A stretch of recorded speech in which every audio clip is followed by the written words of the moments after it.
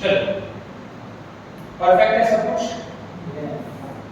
बहुत ही important, cross product dot product से ज्यादा इंपॉर्टेंट है, ठीक है, मतलब यूज तो दोनों का अच्छे से जरूरत है, पर इसका इंपॉर्टेंस इसलिए ज्यादा है क्योंकि इसका जो आंसर एक वेक्टर आता है और बहुत सारे केसेस में आपको आंसर एक वेक्टर ही चाहिए होता है, ठीक है। डॉट प्रोडक्ट की बहुत सारी बातें हो चुकी है, एक फटाक से रिकैप कर लेते हैं।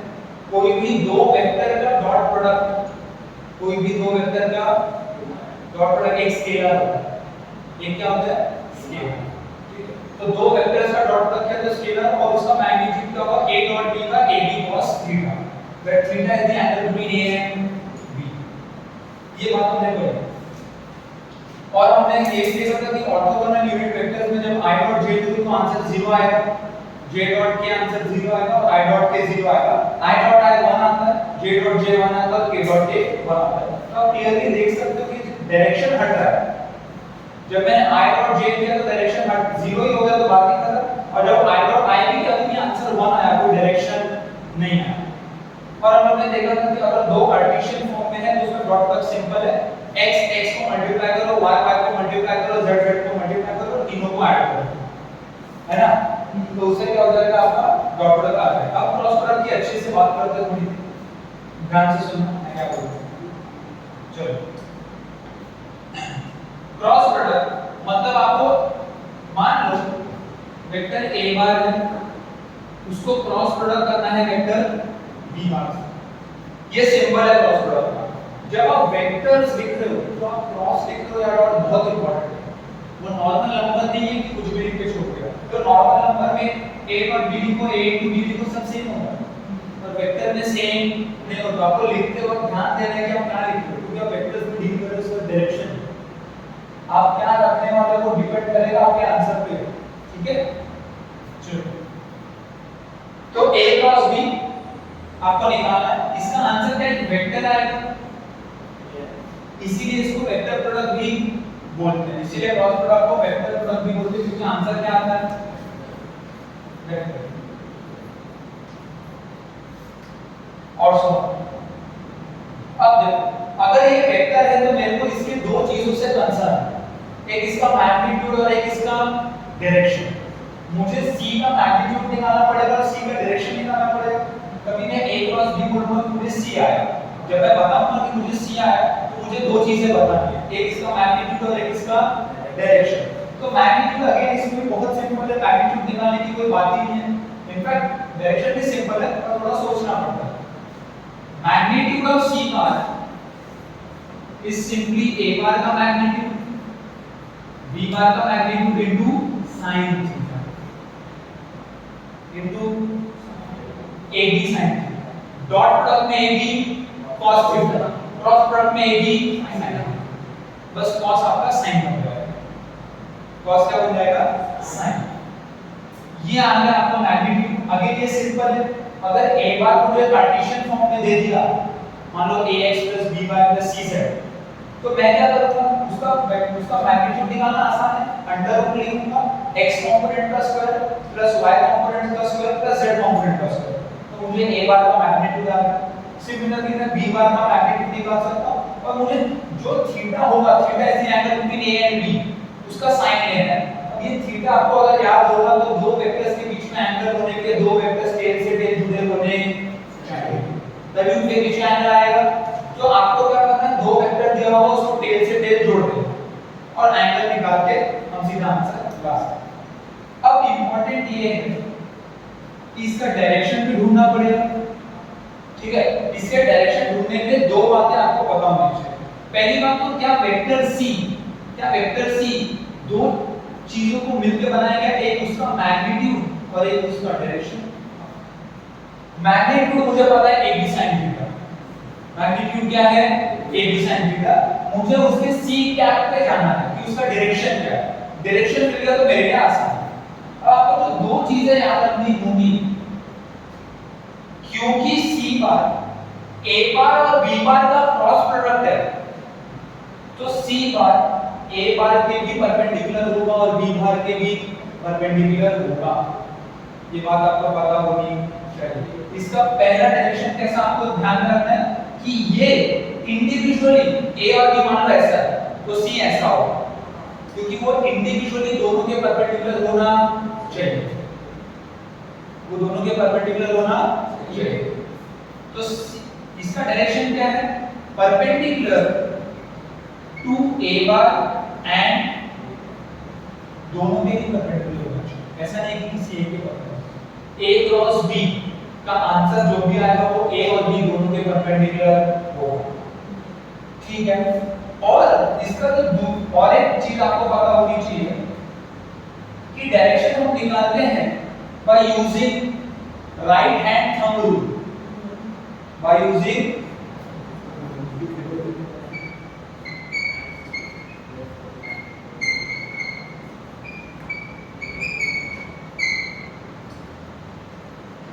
अब ये क्या होता है रूल मैं आपको अच्छे से बताऊंगा, पर आपको राइट हैंड थंब रूल हो सकता है आपने अलग अलग जगह पढ़ा हो, साइंस में वो मैग्नेटिक फील्ड और वो सब का, बट ये बहुत डिफरेंट चीज है, ये वैसी चीज नहीं है, ठीक है। एक एग्जांपल लेते हैं, फिर एग्जांपल से डायरेक्टली समझाऊंगा तो आपको बेटर समझेगा। चलो राइट हैंड थंब रूल कैसे होता है मैं आपको पहले बता देता हूं, डिक्टेट करके समझाने का ट्राई करता हूं, फिर सीधे एग्जांपल पे जाएंगे तो क्लियर हो जाएगा। आपको राइट हैंड लेना है, ठीक है, पक्का राइट हैंड लोगे और थंब पे ध्यान देना है, क्योंकि जो थंब है ये आपको सी बार का डायरेक्शन देने वाला है, ये मेन है, थंब आपका मेन है। आपको फिंगर्स को कर्ल करना है। अब तो वो फिंगर्स को कर्ल करने के कई तरीके हैं, एक ऐसा या एक ऐसा या एक ऐसा या एक ऐसा, मतलब आपका थंब यहाँ भी हो सकता है, यहाँ भी हो सकता है, यहाँ भी हो सकता है, यहाँ भी हो सकता है, थंब के चार डायरेक्शन आ सकते हैं, ठीक है। अब देखो चलो आपको क्या करना है, ए क्रॉस बी दिया है, क्या दिया है? बहुत इंपॉर्टेंट है, ये कम्यूटेटिव नहीं होता कि ए क्रॉस बी लिख दो, बी क्रॉस ए लिख दो, सेम आएगा, ऐसा कुछ नहीं होता, ये कम्यूटेटिव नहीं है, इसका डायरेक्शन आपको ऑर्डर समझना पड़ेगा। क्या दिया है? ए क्रॉस बी, ए क्रॉस बी दिया मतलब आपके फिंगर्स को कर्ल करना है ए से लेकर बी तक, ए से लेकर बी तक। मान लो एक एग्जांपल दे देते हैं, ये ए बार है, ये बी बार है, यहाँ का एक्स एक्सिस और ये आपका वाई एक्सिस है और ये आपका जेड एक्सिस। चलो अगर मैं ध्यान से देखूं तो मैं मान लो मुझे a क्रॉस b करना है, मुझे क्या करना है? a क्रॉस और b क्रॉस a में कैसे आंसर बदलेगा वो भी देखेंगे। अब देखो मान लो कि पीछे एंगल थीटा है, एक a से b जाना है मुझे, मतलब मेरे फिंगर्स को a से b में कर्ल करना है। ऐसे तो पॉसिबल नहीं है, मतलब फिंगर कर्ल ऐसा नहीं होता, मुझे ऐसा ही होता है, तो मुझे पता है कि मेरे को ऐसा करना पड़ेगा। देखो a x पे है, a बार x एक्सिस पे, b बार y एक्सिस की तरफ है, b बार किसकी तरफ?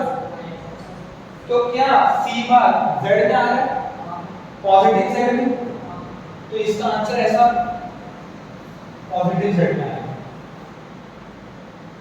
ये इसके भी परपेंडिकुलर है और इसके भी, डायग्रामेटिकली हो सकता है आपको ना दिखे क्योंकि 3D को मैं 2D में प्रोजेक्ट कर रहा हूं, इसके लिए हो सकता है ना दिखे, पर ऐसा है। ये C बार आपका A क्रॉस B, अब मान लो आपको B क्रॉस A दिया होगा, क्या दिया होगा? मान लो C1 डैश आपका है B बार क्रॉस A बार। अब आपको B से A में जाना है, राइट हैंड लेना है, राइट हैंड, लेफ्ट हैंड मत लेना, गलत आएगा। राइट हैंड लेना, B में हो, Y की तरफ A में, क्या ये अंदर जा रहा है? क्या डायरेक्शन चेंज हो गया? अगर डायरेक्शन चेंज तो वेक्टर भी चेंज, मतलब a cross b b cross a के बराबर नहीं है, मैग्नीट्यूड सेम होगा, डायरेक्शन ऑपोजिट आएगा। डायरेक्शन क्या आ जाएगा? क्योंकि ये पॉजिटिव z तो ये कहां पे नेगेटिव, तो आपको राइट हैंड थंब रूल में क्या करना है? अपने फिंगर्स को कर्ल करना है इस ऑर्डर में, तो जो थंब डायरेक्शन देगा वो इसका देगा, समझे? अभी हम लोग अच्छे अच्छे एग्जांपल लेंगे आई जे और के फॉर्म में, तो आपको एकदम क्लियर हो जाएगा। कोई डाउट है? एक काम करो, एक स्टेटमेंट बोलता हूँ लिखो, पहले इतना लिखो, ये डायग्राम अभी मैं ड्रॉ कर रहा हूं, इतना लिखो और फिर राइट हैंड टर्म पे एक मैं आपको प्रोसीजर लिखा देता हूँ कि आपको बाद में याद है क्या करना है।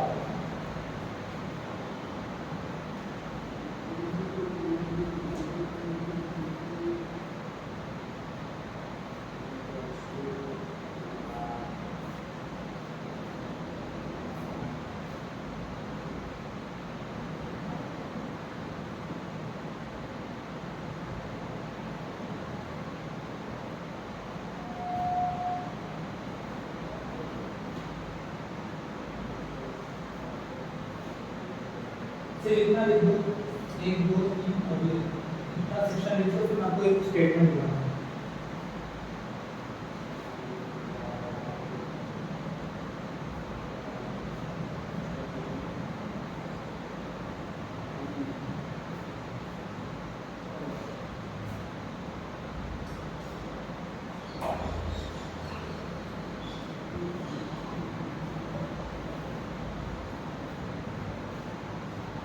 लिख लिया?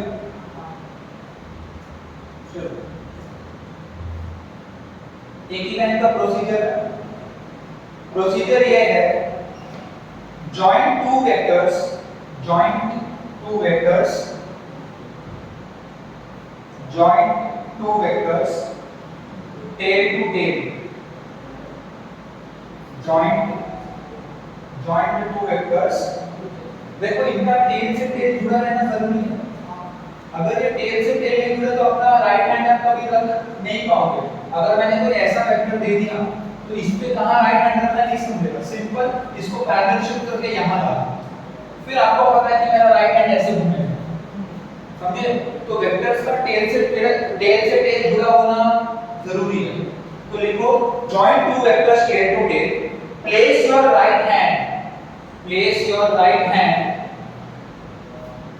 place your right hand, place your right hand at joining part, at joining part, place your right hand at joining part, joining point भी लिख सकते हैं, part लिख सकते हो, joining part लिखा है तो ब्रैकेट में point लिख दो। curl your fingers, curl your fingers, curl your fingers, curl your fingers from A bar to B bar, from A bar to B bar। A bar to B bar इसलिए गए हैं क्योंकि question में A cross B लिखा है। अगर question में B cross A लिखा होता तो मैं B से A जाता। इसमें ऑर्डर बहुत इंपॉर्टेंट है क्योंकि ये वेक्टर आंसर आएगा, वेक्टर से डायरेक्शन से किसी ऑर्डर हम नहीं कर सकते, ठीक है? फिर लास्ट में लिखो thumb points at C bar, thumb points at C bar। आपका जो थंब है वो C bar को पॉइंट करेगा, thumb points at C bar। जैसे कि उसके बाद आप ये डायग्राम बनाना कि मान लो ये A bar है, ये B bar है, ये थीटा है, तो ये आएगा आपका A क्रॉस B, ये आएगा आपका B क्रॉस। देखो कैसे आया, एक बार ये देखो, A मैंने यहाँ रखा, ये अंदर है, B अंदर है, B बोर्ड के अंदर, ध्यान से देखना, A बोर्ड के बाहर और B बोर्ड के अंदर, B इस एक्सिस पे नहीं है, अंदर जाना है, मतलब मुझे बाहर से अंदर जाना है, मैं बाहर से बोर्ड के अंदर गया तो मेरा A क्रॉस B ऐसे आया। B से आया मतलब अंदर से बाहर नहीं, यहाँ पर राइट हैंड लो ना, राइट हैंड ऐसा ना हो, नहीं हाथ मत पकड़ो, मेरे तरफ घूमो ऐसा, हाँ और ऐसा करो, हाँ B क्रॉस A, B से A आएगा, नीचे पे आएगा, देख। और इसका एक शॉर्ट ट्रिक बताऊंगा क्योंकि आपको जेई के पेपर में आईजेके से ही सॉल्व करना है, मतलब आपको आईजेके दिया होगा, आपको पता होना चाहिए आई और जे क्या आता है क्या होगा, तो बहुत लंबी चौड़ी चीज लोग लिखते हैं, वैसा कुछ लिखने की जरूरत नहीं, एक शॉर्ट ट्रिक बताऊंगा 10 सेकंड में आंसर आएगा, कुछ हाथ घुमाने की जरूरत नहीं। पहले हाथ घुमा के देख लेना चाहिए कि ये जो मैं लिखने जा रहा हूँ शॉर्ट ट्रिक वो कहाँ से है, वो आ जाएगा तो शॉर्ट ट्रिक यूज करने में कोई बुराई नहीं, डायरेक्टली शॉर्ट ट्रिक को जंप करना अच्छी बात है, आपको फंडामेंटल क्लियर हो, ठीक है। तो ये डायग्राम बना दो, और चाहिए तो ये भी एक डायग्राम बना दो।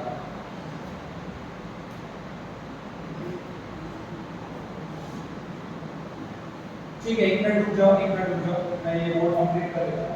कुछ स्पेशल केसेस डिस्कस कर लेते हैं। आपको मैंने बोला था कि डॉट प्रोडक्ट में ये याद रखना बहुत जरूरी है कि दो परपेंडिकुलर वेक्टर्स का डॉट प्रोडक्ट 0 होता है, क्योंकि cos आता है और cos 90 0 होता है, इसमें sin आता है, तो इसको 0 होने के लिए sin को भी 0 की थीटा 0 होना पड़ेगा, sin 0 0 होता है, मतलब वहां पे परपेंडिकुलर वेक्टर्स का डॉट प्रोडक्ट 0, यहां पे पैरेलल वेक्टर्स का क्रॉस प्रोडक्ट 0। समझे? और जाहिर सी बात है, मुझे ऐसा वेक्टर चाहिए जो a और b दोनों के ही परपेंडिकुलर, आपने दोनों सेम ही ले लिया वेक्टर, प्लस आपको राइट हैंड का घुमाना है, आप घुमा नहीं पाओगे क्योंकि एक ही वेक्टर है आपके पास, parallel vectors is equal to एक ही वेक्टर होना, आप शिफ्टिंग करके एक के ऊपर एक लगा सकते। तो आपको स्पेशल केस में हम देख लेते हैं, दो तीन स्पेशल केस के बात है। एक बेसिक ये समझ लो कि थीटा देखो 0 हो सकता है, थीटा 90 हो सकता है और थीटा 180 हो सकता है। 180 लेने का कोई पॉइंट साइन में तो बनता नहीं है, बट आपके बुक में अगर लिखा है तो ले लीजिए, वैसे कोई मतलब नहीं 180 लेता, सही में आएगा। थीटा 0 मतलब वेक्टर्स आर पैरेलल, वेक्टर्स कैसा है, तो a बार क्रॉस b बार की वैल्यू क्या आएगी,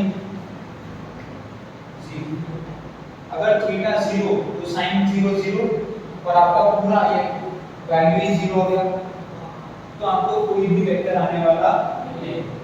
और अगर 180 हुआ, sin 180 भी 0 ही होता है, sin 180 0 होता है, ठीक है। देखो अभी आपको sin और cos का कर्व बनाना आना चाहिए, ठीक है, बेसिक चीज है। 180 भी 0 मतलब वेक्टर पैरेलल हो या वेक्टर एंटी पैरेलल हो कोई फर्क नहीं पड़ता, उसका जो क्रॉस है वो हमेशा क्या आएगा,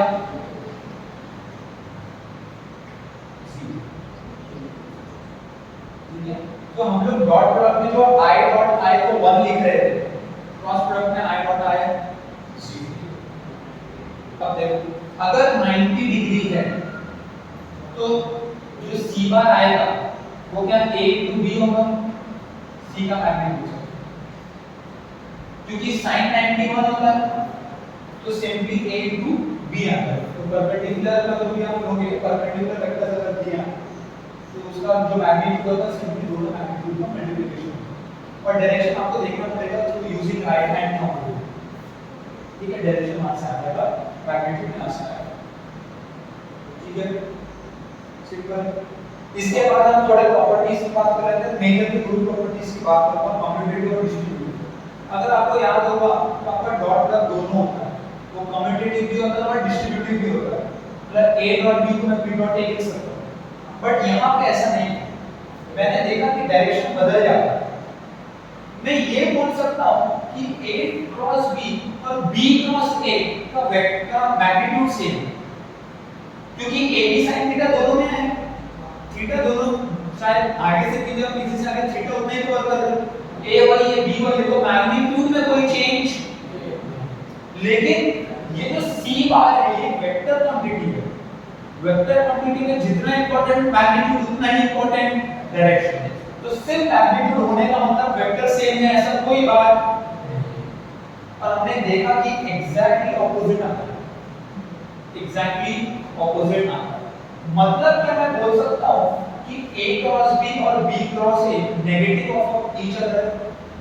देखो अगर आप ध्यान से थोड़ा याद करो, वेक्टर का नेगेटिव लेना मतलब क्या होता है, मैग्नीट्यूड को रखो डायरेक्शन अपोजिट कर दो, तो मैं बोलता था कि ये a बार है, मान लो ये a बार है तो ये minus a bar, given that दोनों का मैग्नीट्यूड सेम होना चाहिए, डायरेक्शन एग्जैक्टली ऑपोजिट होना चाहिए, तो यहां पे यही होगा। अगर आप a क्रॉस b को b क्रॉस a लिख दिए तो आपने मैग्नीट्यूड तो वही रखा लेकिन डायरेक्शन को जस्ट अपोजिट किया, तो उनको इक्वेट करने के लिए नेगेटिव साइन आपको लगाना पड़ेगा, तब आप दोनों को इक्वल बोल पाओगे। अब देखो मैं इसको यही अच्छे से लिखता हूं, प्रॉपर्टी पहला प्रॉपर्टी क्या है? It does not obey commutative law.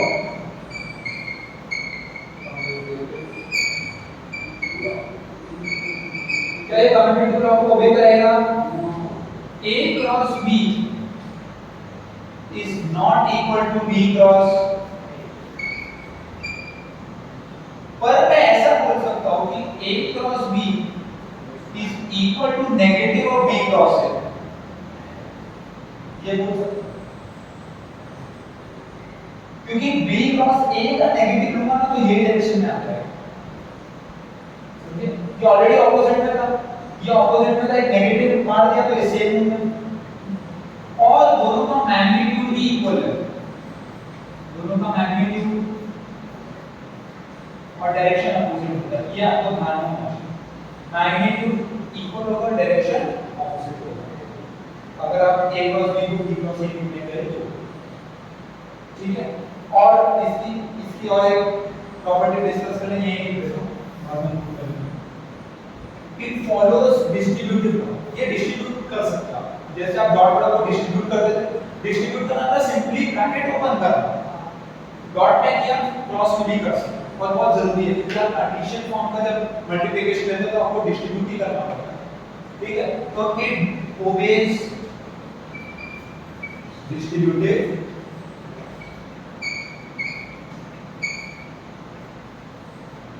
मतलब A बार क्रॉस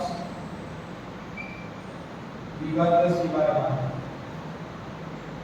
तो मैं लिख सकता हूं A bar cross B bar plus A bar cross,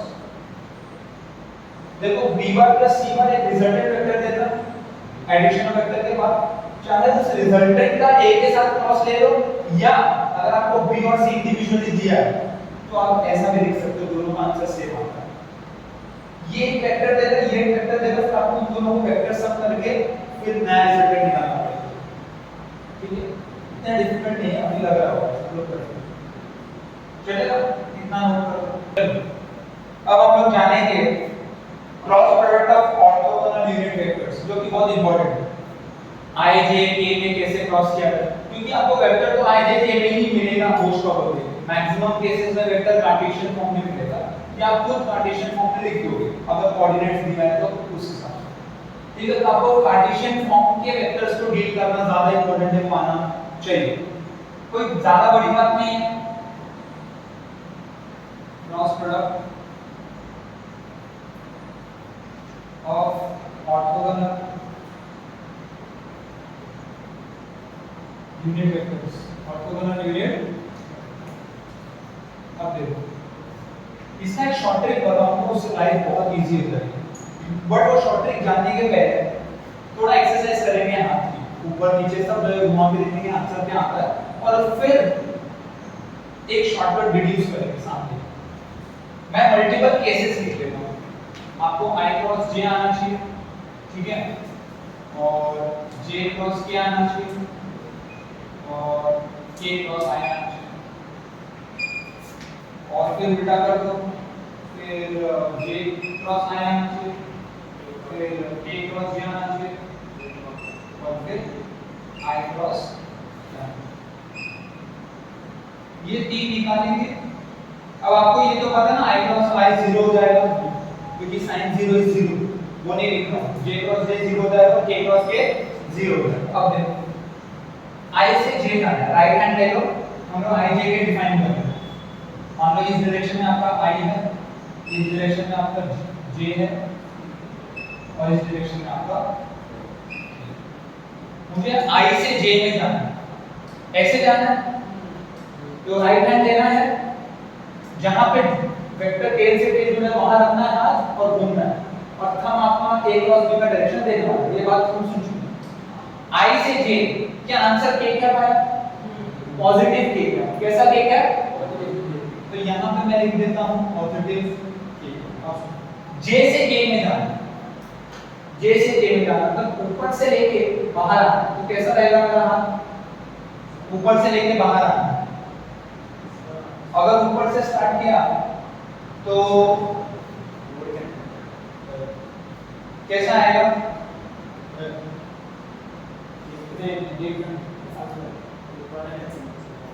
अब जे में मतलब ऐसे हो गया, जे से कहां आना है? के। हाँ मिल गया। जे से के कहां पे? मेरे बाहर है क्या? ये आई मान लो, जे मान लो, ये के मान लो। आपको कहां से कहां जाना है? जे से के में जाना है।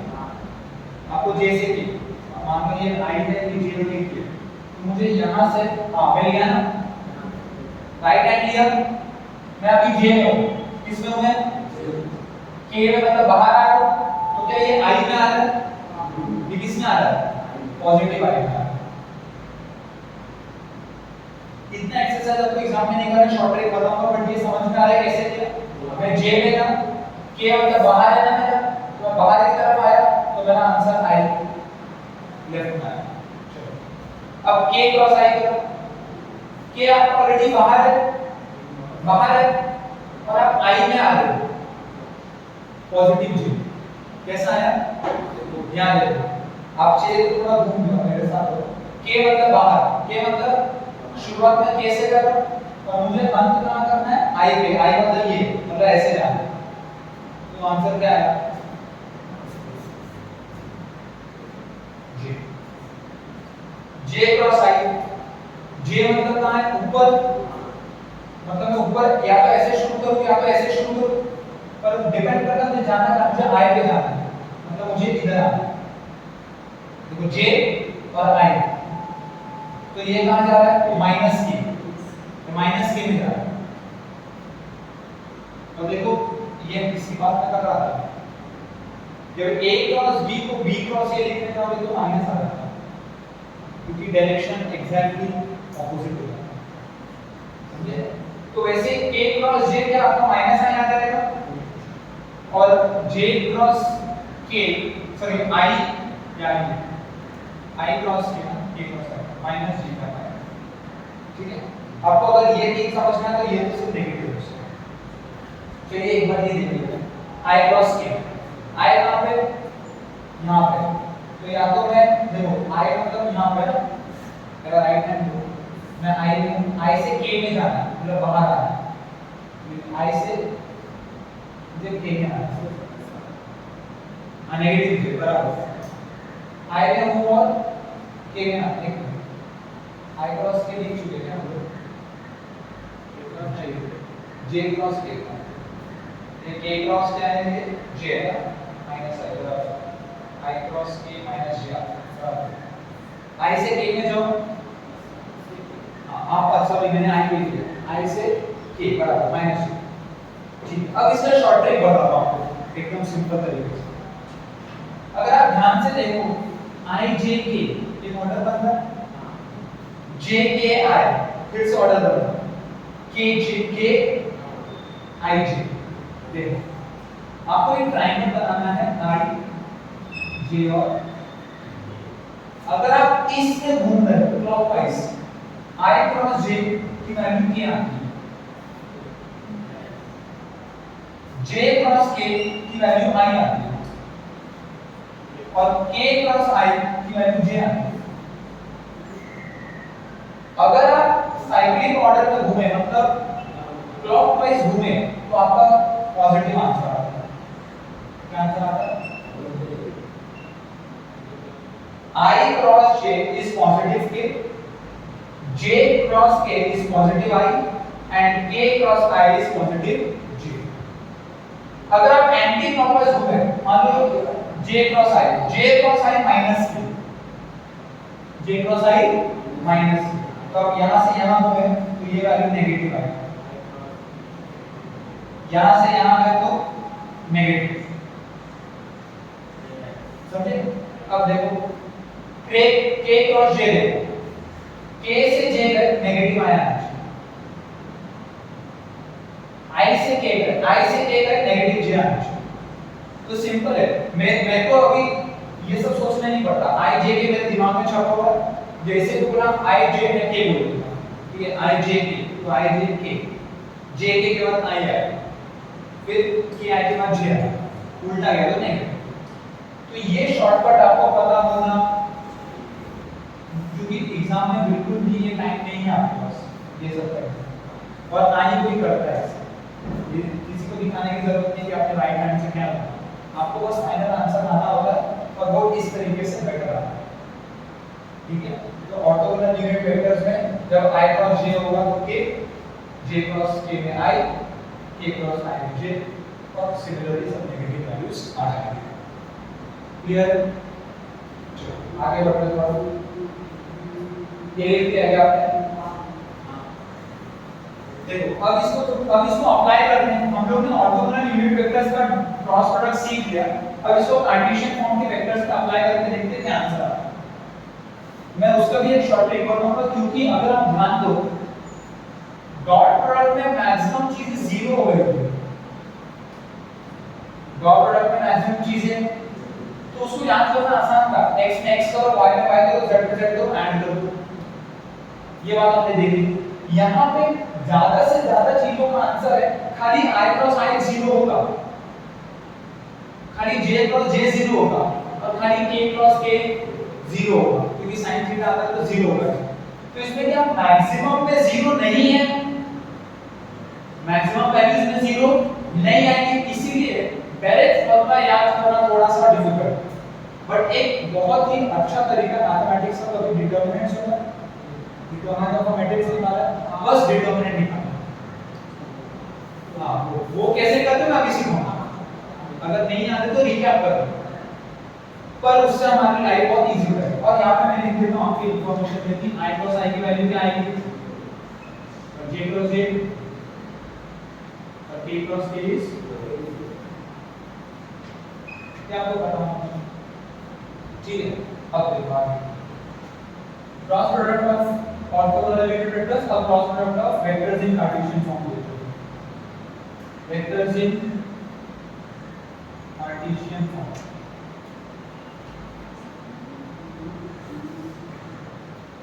ठीक है, देखो वेक्टर्स इन कार्टेशियन फॉर्म इतना डिफिकल्ट नहीं है। मान लो a बार है, ax i क्या प्लस by j क्या, पहले दो से शुरुआत करते हैं, और b बार है dx i क्या प्लस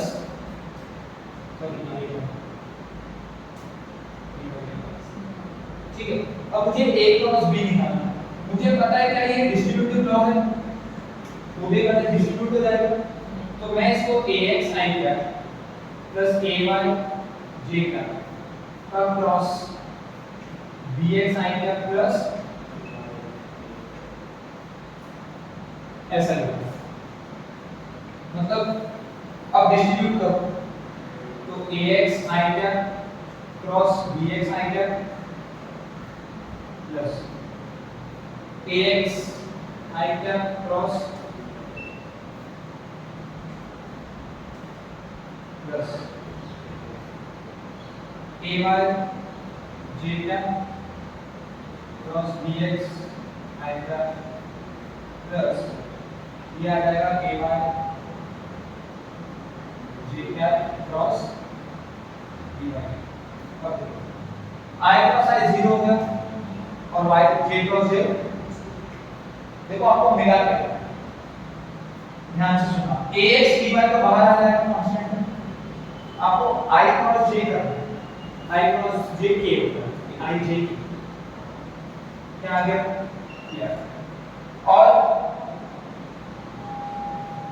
a बार bx तो एज इट इज आ जाएगा, j क्रॉस i उल्टा डाल दो माइनस क्या आएगा, क्या आएगा माइनस। अगर आप ध्यान से देखो तो ये डिटरमिनेंट है, अगर मैं इसको ऐसा लिखता हूं, ऐसा लिखता हूं ax ay और bx और by ऐसा लिखना, और मैं इसको i क्या और j क्या दे दूं, देखो ध्यान से देखो ax by minus ay bx, क्या ये डिटरमिनेंट होगा, this into this minus this into this, so ax by minus ay bx, मुझे क्या आया ax dy minus ay dx। और यहां से यहां पे तो i क्रॉस j, यहां से यहां क्या हुआ तो k आएगा, और जब यहां से यहां पे पूरा j क्रॉस i मतलब माइनस तो क्या आएगा। क्लियर है? मतलब डिटरमिनेंट से आंसर निकालना बहुत आसान है, बहुत इजी। या तो सिंपली आप क्या करो, आपको यहाँ पे k लिखने की जरूरत है, यहाँ पे i क्रॉस j कर लो तो ऐसा हो k सेम ही बात। डिटरमिनेंट से निकालना बहुत आसान। अगर मैं ये तीन वेरिएबल कर देता तो सोचो 3 में 3 टू 3 9 नंबर्स आते हैं, उसमें से 3 जीरो होते हैं और 6 वैल्यू आती है मुझे यहाँ पर। जब मैं 3 क्रॉस 3 करूंगा तो डिस्ट्रीब्यूट होकर 9 नंबर्स आएंगे ना, वो 9 में 3 जीरो जाएंगे, i cross i j cross j और k क्रॉस k, पर 6 नॉन जीरो नंबर्स होंगे तो यहाँ पर मुझे 6 लिखना पड़ता, तो वो याद करना पॉसिबल नहीं है। तो ये 2d होगा, क्या होगा 3d पे और आसान है, इसका नीचे बिल्कुल भी घबराने वाली बात नहीं है। 3d पे i और j हो गया, मान लो आपका ax और ay था और bx और by था, तो क्या आएगा answer ax by minus ay bx और i क्रॉस j होगा k। सिंपल। मान लो 3d में दे दें तो भी कोई डरने वाली बात नहीं, आसान है। मान लो आपका a बार क्या है ax i cap plus ay j cap into plus az k cap, मान लो ये दिया। और मान लो b बार आपको दे दिया bx i cap plus b j cap plus bz k cap. आपको a क्रॉस b निकालना है। अगर आप डिस्ट्रीब्यूटिव ड्रॉ करने में तो बहुत टाइम वेस्ट होगा, क्योंकि आपको फिर बार-बार सोचना पड़ेगा i क्रॉस j क्या, तो नंबर तो इजीली मल्टीप्लाई हो जाता है, तो उसको आपको ये ट्रायंगल का बना के सोचना है। उसका एक बहुत ही आसान तरीका निकाल के मिल गया। देखो सिंपली डिटरमिनेंट लिख दो, आपको क्या लिखना है i j और k, i j और k। पहला वेक्टर लिख दो ax ay और az, दूसरा वेक्टर लिख दो bx dy और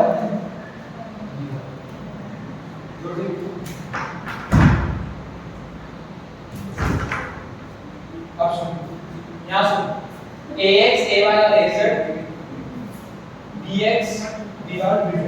अगर आपको यहाँ से डिटरमिनेंट निकालना याद होगा तो क्या पहले मैं i कैप को लिख लूं और यहाँ सुन i कैप को लिख लूं, इसको भूल जाऊं, देखो यही होता था डिटरमिनेंट निकालने का तरीका। मैंने क्या लिखा i कैप, यहाँ सुन i कैप लिखा और ये पूरे रो और ये पूरे कॉलम और ये पूरे रो को मैं हटा देता। अब मेरे को 4 नंबर मिल गए, क्या मैं इन 4 का डिटरमिनेंट निकालना जानता हूं? क्या आएगा ay bz minus az dy। कोई इतना लंबा चौड़ा मैच करने की जरूरत नहीं। मैं माइनस j लिखूंगा, अगर आपको याद होगा तो बीच वाले के लिए माइनस यूज करते हैं, पता है, plus minus plus plus minus plus. Minus j में क्या लिखूंगा, इसको और इसको भूल जाओ, ax bz minus az bx az plus, अब k कैप लिख दो और k कैप लिखते ही इसको और इसको भूल जाओ, तो क्या आपको ये 4 नंबर मिले?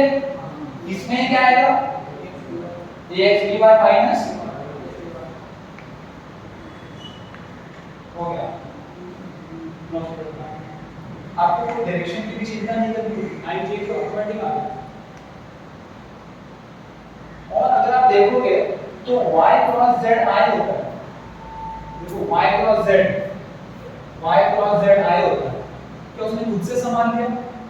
और एक चीज देखो z cross y minus i होता है, z से y उल्टा घूम रहे हो माइनस i आएगा और वो माइनस i उसने अपने आप संभाल। तो आपको डिटरमिनेंट मेथड से कोई भी डायरेक्शन किसी की चिंता करने की जरूरत नहीं है, सिंपली डिटरमिनेंट निकाल। और डिटरमिनेंट निकालना आता है आपको, आई कैप लिखो, इसको इसको भूल जाओ, ये 4 का डिटरमिनेंट निकालो, फिर माइनस जे कैप लिखो, इसको और इसको भूल जाओ, फिर के कैप लिखिए, इसको और इसको भूल जाओ, और ये 4 नंबर का डिटरमिनेंट निकाल दो। बेसिक सी बात है, ये हम लोग पहले 10th में 9th में कर चुके हैं, ठीक है।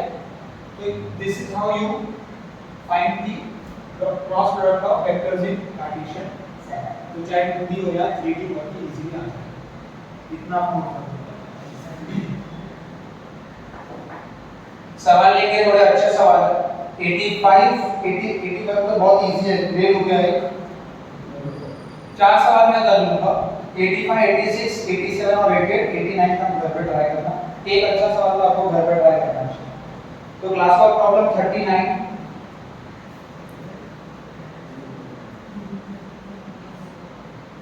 क्लास वर्क प्रॉब्लम 39, उसका सवाल नंबर 85, 86 कराओ, 85 इजी है क्या?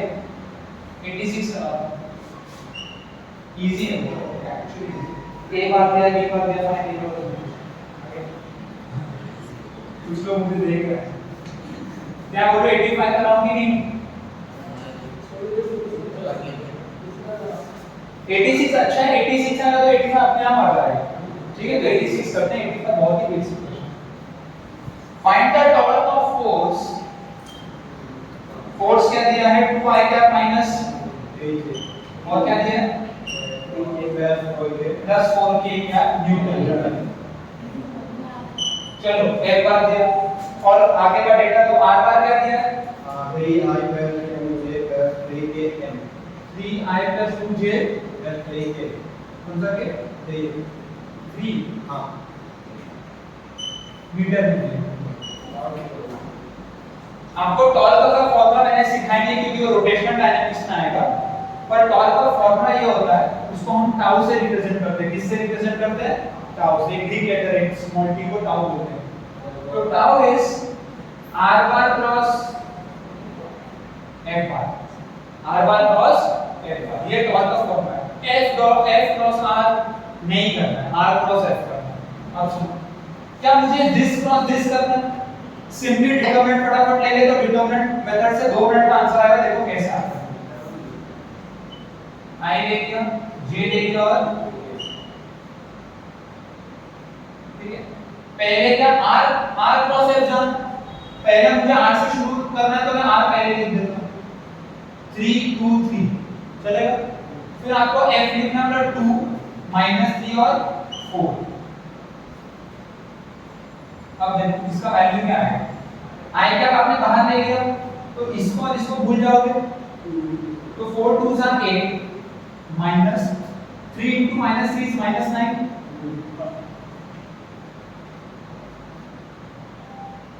ये हो गया आपका i के साथ। माइनस j आता है, अगर याद है तो plus minus plus, minus j में क्या लिखोगे, इसको और इसको भूल जाओ, 3 4 12 माइनस 3 2 6 प्लस k कैप में क्या आएगा -9 -4, -9 -4। अपना आंसर क्या आया 9 + 8 कितना होता है 17, 17 i cap minus 12 - 6 is 6 j cap 5 नहीं -9 और 4 13 ये आपका टॉर्क। और क्या पूछा उसने, ये पूछा कोई ऑप्शन है क्या 17i - 6j - 13 के option 1 correct, first option right option, first option. तो देखो डिटरमिनेंट से आप कितने आसानी से तुरंत वैल्यू निकाल सकते हैं। यही इसके पहले वाला क्वेश्चन था, उसने a बार भी दिया b बार भी दिया है, a क्रॉस b का मैग्नीट्यूड मांग रहा है, तो क्या a क्रॉस b ऐसा आ जाएगा कुछ डिटरमिनेंट से, उसका मैग्नीट्यूड मतलब अंडर रूट लेना, इसका स्क्वायर प्लस इसका स्क्वायर प्लस इसका स्क्वायर, मैग्नीट्यूड आ गया बच्चा का। तो कोई बड़ी बात, आसानी सवाल था इसलिए उसको स्किप कर दिया। आपको इसका फॉर्मूला नहीं पता इसलिए करा दिया, तो और होता आपका सर इसको डिटेल में पढ़ेंगे, रोटेशन खतरनाक, एक बार चालू होगा सब भूल जाओगे आपका जो पढ़ा उसमें आएगा। जेई एडवांस का वन नंबर का टॉपिक है, पर मजा भी बहुत आता है। ये अच्छा सवाल है, बेसिक सवाल है, 87 क्वेश्चन।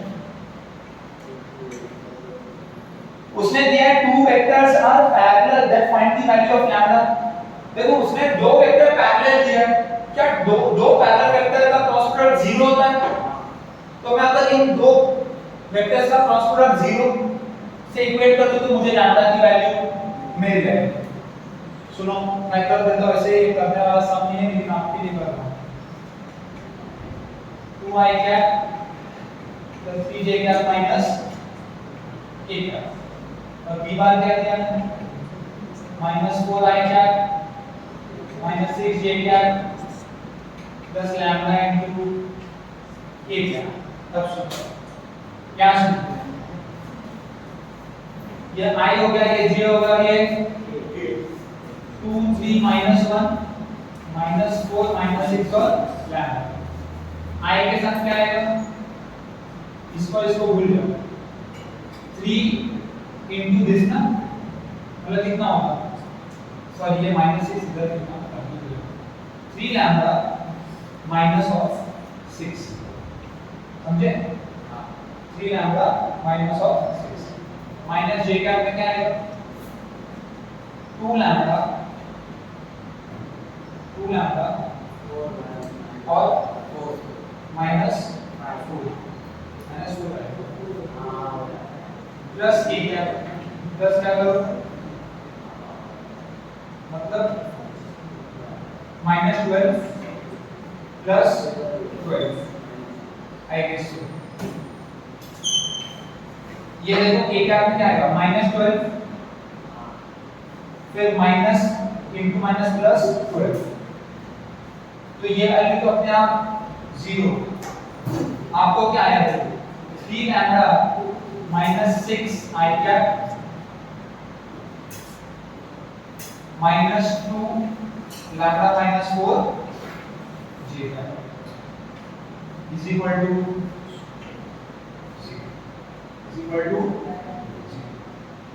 अगर ये पूरा वेक्टर 0 है मतलब उसका ये कंपोनेंट भी 0 ये कंपोनेंट भी, दोनों में ही लैम्डा आता है, किसी भी एक को 0 मान के लैम्डा की वैल्यू आ सकती है। मान लो इसको 0 मान लिया तो 3 लैम्डा माइनस 6 क्या हो गया, तो लैम्डा क्या हो गया, कोई ऑप्शन है बी ऑप्शन। देखो भाई यहाँ पे मैंने डॉट प्रोडक्ट क्यों नहीं किया, डॉट प्रोडक्ट की आंसर वैल्यू 1 आती है,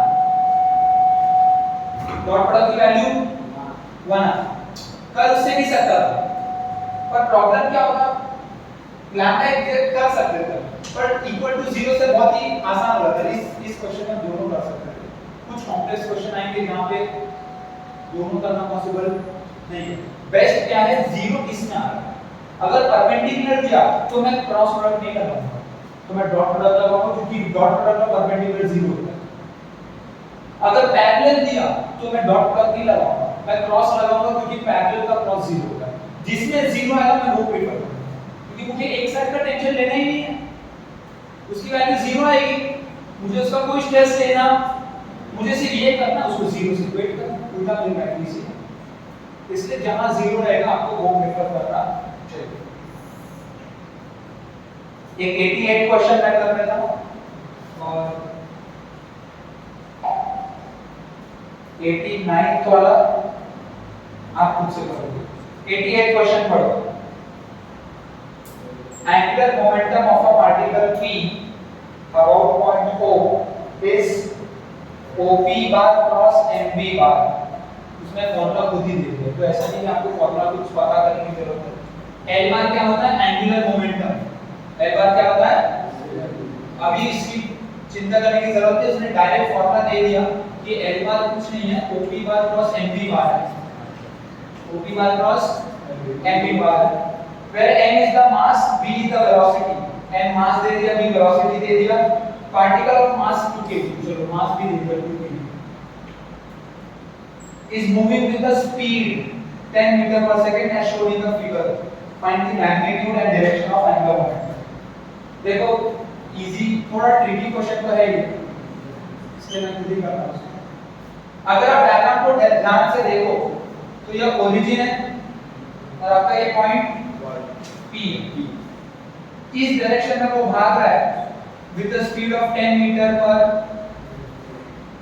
आपको देखना पड़ेगा कि पॉजिटिव एक्स की तरफ भाग रहा है, तो इसका कार्टेशियन फॉर्म में सिंपली आई क्या कहा जाएगा, इसका कोई भी y में कंपोनेंट नहीं और कोई भी z में कंपोनेंट नहीं, इसलिए फिगर जानना चाहिए ताकि आपको उसका मैग्नीट्यूड खुद दे दो, डायरेक्शन देने के उसको फिगर दे दो। अब सुनो, और उसने ये 2 मीटर देके छोड़ दिया और कुछ इंफॉर्मेशन नहीं दी।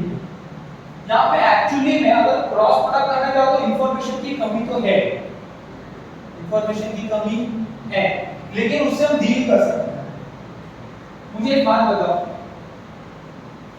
मुझे OP बार क्रॉस MB बार निकालना है, V बार तो मुझे दे दिया 10, तो सिंपली कांस्टेंट मल्टीप्लाई करूंगा तो MB बार क्या 20 मीटर पर सेकंड आएगा, क्या हो जाएगा 2 किलो मल्टीप्लाई किया था, वेक्टर में स्केलर से स्केल करता है, याद है मैंने बताया था एक बार, स्केल अप या स्केल डाउन करेगा, डायरेक्शन चेंज नहीं करेगा, तो ये सब सिर्फ स्केल अप हुआ होगा और ये वैल्यू आ गई 20 मीटर पर सेकंड आएगी। मुझे OP क्रॉस MB मान करना, OP क्या पोजीशन वेक्टर और P है, ओरिजिन से पॉइंट पे जा रहा हूं तो पोजीशन वेक्टर बना, ये मेरा OP बार है, ये क्या है OP बार। अगर आप थोड़ा नोट्स पीछे देखोगे तो मैंने पोजीशन वेक्टर करके कांसेप्ट बताया है, ये पोजीशन वेक्टर का कांसेप्ट है, यहां पे उसका ज्यादा काम नहीं, आप सुनो।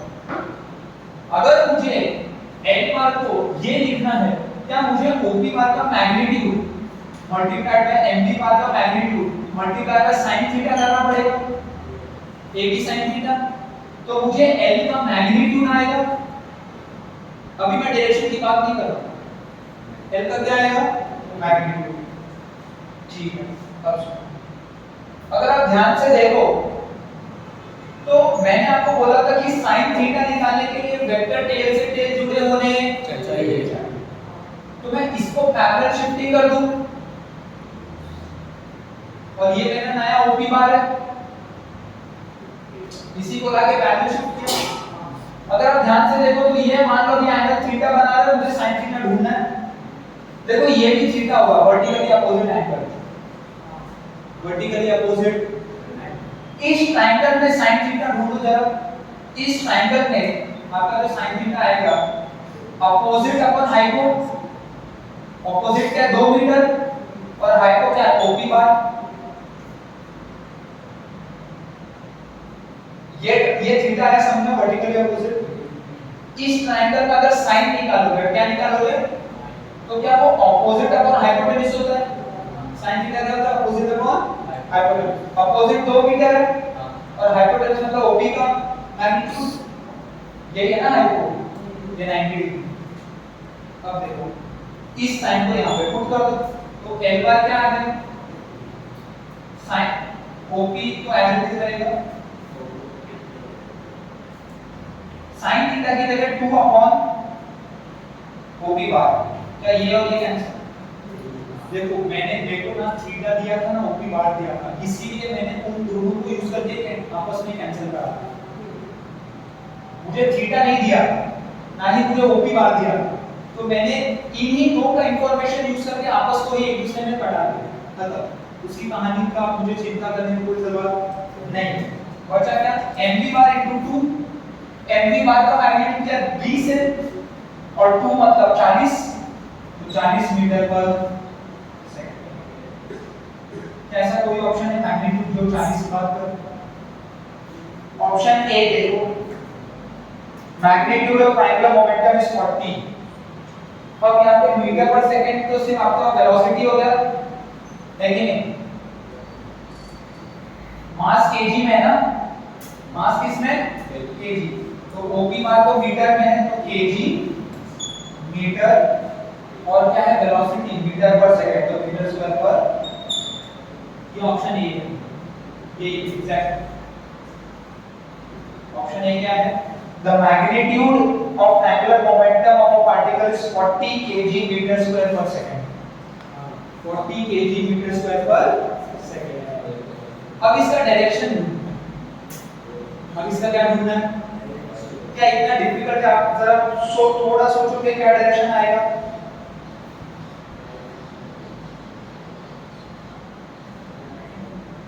थोड़ा सा सोचो। अगर आप ध्यान से देखो तो मैं OP बार क्रॉस MB बार कर रहा हूं, n तो कांस्टेंट है, इसकी बात ही मत करो। OP bar cross V bar कर दो, राइट हैंड लो, OP bar cross V bar minus k क्या है? OP bar cross V bar कितना माइनस k क्या है? मतलब along negative z axis, along negative, ऐसा भी कोई ऑप्शन है क्या?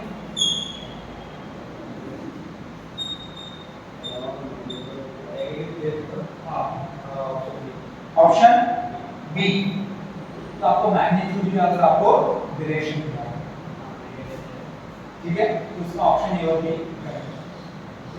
तो ये थोड़ा सा अच्छा सवाल था क्योंकि एप्लीकेटिव था, इसमें डायग्राम भी था, आपको डायरेक्शन भी निकालना है और इंफॉर्मेशन भी कम दिया, तो जो स्मार्ट होगा वही निकाल पाएगा कि मैं किससे कैसे कैंसिल करवाऊंगा। ठीक है, तो ये अच्छा सवाल है, इसको आपको नोट करना है, तो एक आगे स्टार्ट लगा देना, ठीक है? और 89 तक घर पे ट्राई करना।